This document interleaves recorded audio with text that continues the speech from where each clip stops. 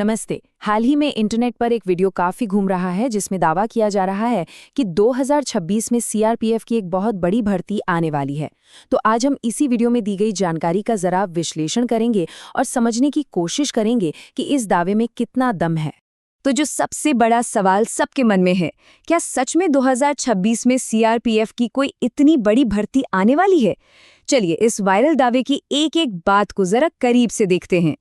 देखिए, एक बात साफ कर दें, हम यहाँ किसी भर्ती की पुष्टि नहीं कर रहे हैं। हम सिर्फ उस वायरल वीडियो में जो कुछ बताया गया है उसे आपके सामने रख रहे हैं। तो उस वीडियो के हिसाब से हजारों पदों वाली इस भर्ती के लिए कौन कौन योग्य होगा?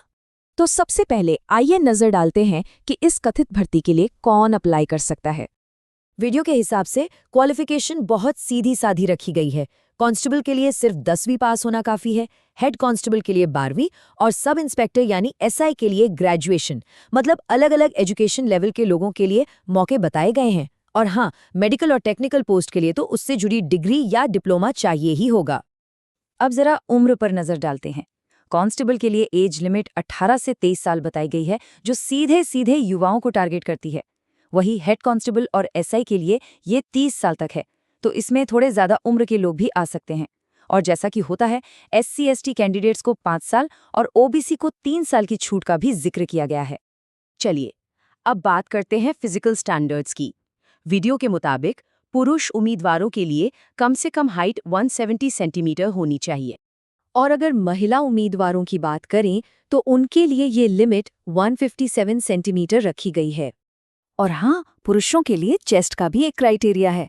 नॉर्मल 80 सेंटीमीटर और फुलाने पर 85 सेंटीमीटर, मतलब कम से कम 5 सेंटीमीटर का एक्सपेंशन जरूरी बताया गया है। देखिए, सिर्फ एलिजिबल होना ही काफी नहीं होता। असली खेल तो सिलेक्शन प्रोसेस का है। और वीडियो के हिसाब से ये एक लंबा प्रोसेस है जो कई स्टेप्स में बटा हुआ है। तो ये प्रोसेस 5 हिस्सों में बटा हुआ है। सबसे पहले कंप्यूटर बेस्ड लिखित परीक्षा होगी। उसे पास करने के बाद होता है फिजिकल स्टैंडर्ड टेस्ट यानी पीएसटी, जिसमें आपकी हाइट, चेस्ट वगैरह नापी जाती है।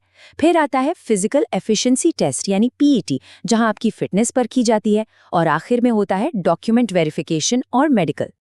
अब आता है वो हिस्सा जहां अच्छों की सांस फूल जाती है, दौड़। वीडियो में बताया गया है कि पुरुषों को 24 मिनट में 5 किलोमीटर दौड़ना होगा और महिलाओं को 8.5 मिनट में 1.6 किलोमीटर। ये वाकई में स्टैमिना का एक बहुत बड़ा टेस्ट है। और जब आप सब कुछ पार कर लेते हैं तो आखिर में आता है मेडिकल टेस्ट। और ये कोई मामूली चेकअप नहीं होता। इसमें आपकी आंखों की रोशनी से लेकर सुनने की क्षमता, ब्लड प्रेशर, सब कुछ चेक किया जाता है। साथ ही नॉक नी या फ्लैट फुट जैसी कोई समस्या तो नहीं है, ये भी देखा जाता है, ताकि पक्का हो सके कि कैंडिडेट हर तरह से फिट है। इतनी सारी मेहनत के बाद मन में एक ही सवाल आता है, सैलरी कितनी मिलेगी और क्या-क्या सुविधाएं होंगी? वीडियो में इस बारे में भी जानकारी दी गई है। वीडियो में दावा है कि एक कांस्टेबल की शुरुआती बेसिक सैलरी होगी 21,700 रुपये हर महीने। लेकिन रुकिए, ध्यान दीजिए कि ये सिर्फ बेसिक सैलरी है। असली सैलरी इससे कहीं ज्यादा होती है, क्योंकि बेसिक सैलरी के ऊपर आपको कई तरह के अलाउंस मिलते हैं, जैसे कि महंगाई भत्ता, मकान का किराया भत्ता और पोस्टिंग की जगह के हिसाब से रिस्क अलाउंस भी मिलता है। इनके अलावा मेडिकल सुविधाएं, पेंशन और ग्रेच्युटी जैसी चीजें भी होती हैं, जो कुल मिलाकर सैलरी पैकेज को काफी अच्छा बना देती हैं।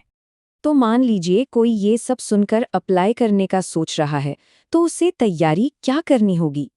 वीडियो के मुताबिक जनरल और ओबीसी उम्मीदवारों के लिए एप्लीकेशन फीस 100 रुपये है। और अच्छी बात यह है कि SC, ST और सभी महिला उम्मीदवारों के लिए ये बिल्कुल फ्री है। अप्लाई करने के लिए कुछ ज़रूरी डॉक्यूमेंट्स भी पहले से तैयार रखने होंगे, जैसे आपके educational certificates, Aadhaar card, passport size photo, sign का स्कैन और अगर आप रिजर्व कैटेगरी में आते हैं तो कास्ट या डोमिसाइल सर्टिफिकेट। अब आते हैं इस पूरे विश्लेषण के सबसे ज़रूरी हिस्से पर। खुद उस वायरल वीडियो में ये साफ साफ कहा गया है कि ये सिर्फ एजुकेशनल पर्पस के लिए है। इसका सीधा मतलब ये है कि ये कोई ऑफिशियल घोषणा नहीं है, ये बस एक जानकारी है जो शेयर की जा रही है। इस बात पर ध्यान देना बहुत जरूरी है। तो सवाल ये उठता है कि क्या इस वीडियो के आधार पर तैयारी शुरू कर देनी चाहिए? देखिए, ये फैसला तो हर किसी का अपना होता है, लेकिन किसी भी वायरल जानकारी पर आंख मूंद कर भरोसा करने से पहले हमेशा ऑफिशियल वेबसाइट पर घोषणा का इंतजार करना ही सबसे समझदारी भरा कदम होता है। आखिर किसी का भविष्य दांव पर होता है, कोई वायरल वीडियो नहीं।